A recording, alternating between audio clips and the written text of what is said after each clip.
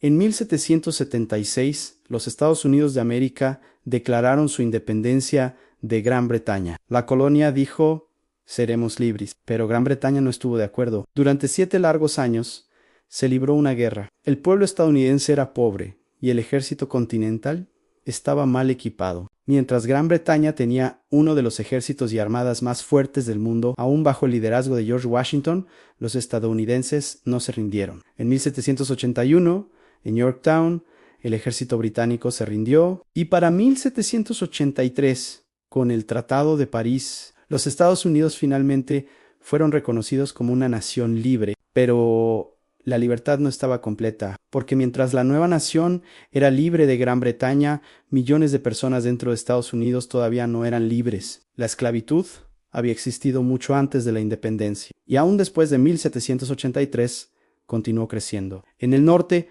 algunos estados comenzaron a terminar con la esclavitud, pero en sur se extendió más profundamente, alimentada por plantaciones de algodón y leyes crueles. El país estaba dividido, mitad libre, mitad esclavo, y cada año la tensión crecía más fuerte. Fue en este Estados Unidos joven y problemático que nació un niño. El 12 de febrero de 1809, en una pequeña cabaña de troncos en Kentucky, un niño entró al mundo sin riqueza, sin privilegio, sin poder. Su nombre era Abraham Lincoln. Un día, él se elevaría para liderar esta nación dividida, terminar con la esclavitud y darle un verdadero significado a la palabra libertad. Gobierno del pueblo, por pueblo, para un pueblo, no perecerá de la tierra. Esta es la historia de Abraham Lincoln, el líder que salvó la Unión y terminó con la esclavitud. Más tarde, Lincoln trabajó como empleado de tienda en el pequeño pueblo de New Salem, Illinois. Aquí su honestidad se volvió legendaria. Si accidentalmente cobraba de más a un cliente por solo unos pocos centavos, caminaría kilómetros para devolver el dinero. Si daba el peso incorrecto para mercancías, lo corregía inmediatamente. Esta profunda integridad le valió el nombre de Honest Abe. La vida en New Salem también le dio a Lincoln la oportunidad de crecer como orador. En reuniones del pueblo, contaba historias humorísticas que hacían reír a la gente. Pero cuando surgían asuntos serios, sus palabras llevaban sabiduría, valentía y justicia. Fue aquí donde Lincoln comenzó a moldear el estilo simple y poderoso de hablar que algún día movería a toda una nación. Al mismo tiempo, su hambre por aprender nunca se desvaneció. Con casi ninguna escolaridad formal, convirtió cada momento libre en estudio. Leyó libros sobre gramática, matemáticas, historia y derecho. Los vecinos a menudo veían al joven alto estirado bajo un árbol, leyendo durante horas después de terminar sus tareas. La pobreza le había negado salones de clase y maestros, pero a través de honestidad, trabajo duro y autoeducación, Abraham Lincoln estaba forjando el carácter que algún día lo convertiría en el líder de una nación. Cuando Abraham tenía 19 años, Lincoln hizo su primer viaje largo como barquero en una embarcación plana por el río Mississippi. Había sido contratado para transportar bienes de granja, maíz, cerdo y otros productos desde Illinois hasta la concurrida ciudad comercial de Nueva Orleans, donde serían vendidos por mejores precios.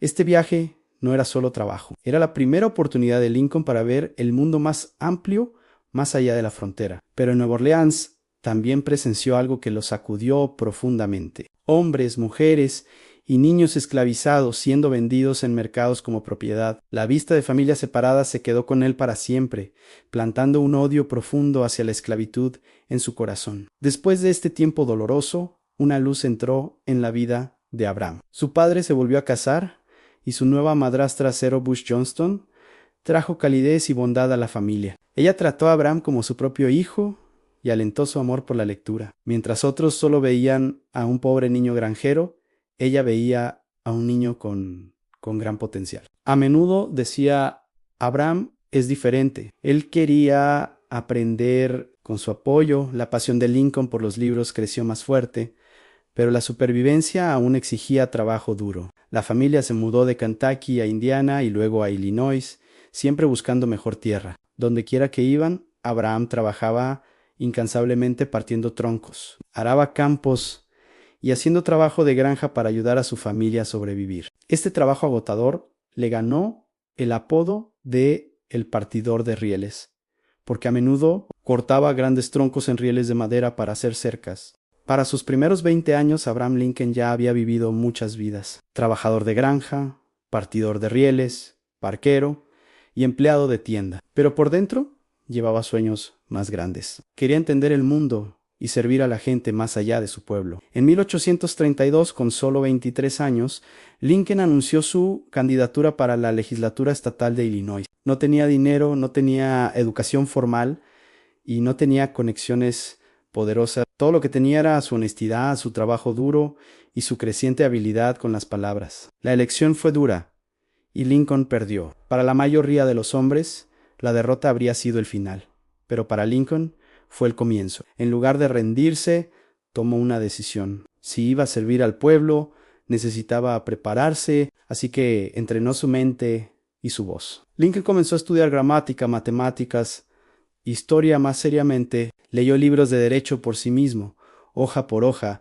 línea por línea, a menudo pidiéndolos prestados a amigos y caminando kilómetros solo para devolverlos. Por la noche, practicaba discursos a la luz del fuego, probando el ritmo de sus palabras. Durante el día, se unía a debates comunitarios, aprendiendo a hablar con confianza ante una audiencia. Lentamente, el torpe niño granjero se convirtió en un orador audaz. Su estilo simple pero poderoso llegaba a los corazones de la gente común. Su habilidad para contar historias, usar humor y hablar con honestidad lo hizo destacar. Para 1834, Lincoln lo intentó de nuevo, y esta vez el pueblo lo eligió para la Cámara de Representantes de Illinois. Serviría 4 mandatos desde 1834 hasta 1842. Como legislador, Lincoln trabajó para el pueblo, apoyó la construcción de carreteras, puentes y canales para que los granjeros pudieran mover cultivos y bienes más fácilmente. Habló a favor de la educación, creyendo que las escuelas deberían estar abiertas para todos los niños, no solo para los ricos. Y aunque era arriesgado en esos años, habló contra la esclavitud, llamándola injusta y peligrosa para el futuro de la nación. Por encima de todo, era respetado por su honestidad y justicia. Incluso los oponentes admitían que Lincoln discutía con razón, no con ira. Al mismo tiempo comenzó oficialmente su carrera de derecho. Lincoln nunca había ido a la universidad, pero en esos días eso no era requerido. En su lugar, estudió derecho, leyendo libros legales por su cuenta y bajo la guía de abogados locales. Se enseñó a sí mismo reescribiendo pasajes legales complicados en palabras simples hasta que realmente los entendía. Después de años de autoestudio, presentó el examen de abogacía de Illinois en 1836 y aprobó. Abraham Lincoln era ahora un abogado con licencia. Pronto ganó respeto en la corte por sus argumentos claros, justicia e integridad.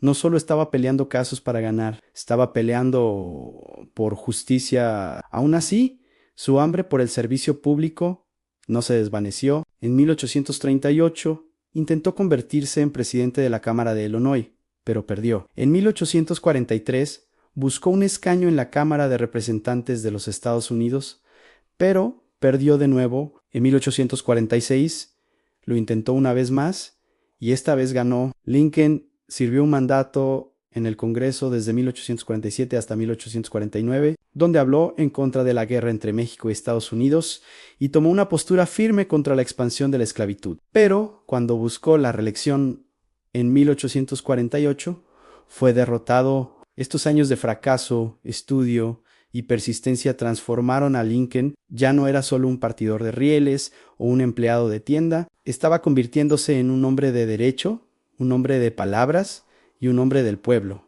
un líder en formación para la década de 1850. Abraham Lincoln era un abogado muy respetado en Illinois, pero Estados Unidos mismo se estaba rompiendo. El país estaba dividido entre norte y sur, entre estados que se oponían a la esclavitud y estados que la defendían. Cada nuevo territorio que quería unirse a la Unión levantaba la misma pregunta ardiente: ¿sería libre o esclavo? En 1854, el Congreso aprobó la ley de Kansas y Nebraska. Permitía que la gente de los nuevos territorios decidiera por sí misma si permitir la esclavitud. Para Lincoln, esto era peligroso. Abría la puerta para que la esclavitud se expandiera por toda la nación. La ley devolvió a Lincoln a la política con un nuevo fuego. Dio discursos poderosos advirtiendo que la esclavitud no solo era injusta, sino una amenaza para la supervivencia de Estados Unidos. En una de sus líneas más famosas declaró: "Una casa dividida contra sí misma no puede mantenerse". Advirtió que los Estados Unidos no podían durar para siempre, mitad libre y mitad esclavo. Muchos estuvieron de acuerdo con él, otros se enfurecieron, pero nadie podía ignorarlo ya. En 1858, Lincoln se postuló para el Senado de los Estados Unidos por Illinois, uno de los dos cuerpos legislativos del Congreso, donde cada estado está representado por 2 senadores. Ganar un escaño en el Senado significaba influencia y poder nacional. Su oponente era el famoso demócrata Stephen Douglas. Lo que ocurrió después se convirtió en uno de los eventos más famosos de la política estadounidense, los debates Lincoln-Douglas. Multitudes se reunían por miles, granjeros, gente de pueblo y viajeros llenaban campos y plazas solo para escucharlos hablar. Los debates eran largos, a veces duraban 3 horas. Douglas estaba confiado y pulido, un político hábil. Sin embargo, Lincoln, un hombre alto de aspecto simple, con una voz llena de convicción, hablaba al corazón de la gente, argumentaba que la esclavitud era moralmente incorrecta. Decía que ningún hombre tenía el derecho de poseer a otro. No hablaba con palabras elegantes, sino con claridad, honestidad y una creencia profunda en la justicia. Cuando se contaron los votos, la gente de Illinois había apoyado fuertemente a Lincoln. Pero en esos días, los senadores no eran elegidos directamente por el pueblo, eran elegidos por la legislatura estatal, y porque la legislatura de Illinois tenía más demócratas que republicanos, le dieron el escaño a Stephen Douglas. Así que Lincoln fue derrotado, pero los debates lo convirtieron en una figura nacional. Periódicos de todo el país publicaron sus discursos. Personas que nunca habían escuchado su nombre antes, ahora hablaban de él como un hombre de sabiduría y valentía. La derrota una vez más lo había llevado hacia adelante, desde la cabaña de troncos hasta la sala del tribunal y ahora hasta el escenario nacional. El ascenso de Abraham Lincoln ya no podía ser detenido. Para 1860, Abraham Lincoln ya no era solo un abogado local de Illinois. Los debates Lincoln-Douglas lo habían convertido en una figura nacional, admirado por su honestidad, claridad y valentía. Pero la crisis se estaba profundizando y la nación estaba al borde de la división. El tema de la esclavitud dividía la nación más amargamente que nunca antes. Los líderes del sur exigían el derecho de expandir la esclavitud a nuevos territorios. Los líderes del norte resistían, insistiendo en que no debía expandirse más en la violencia.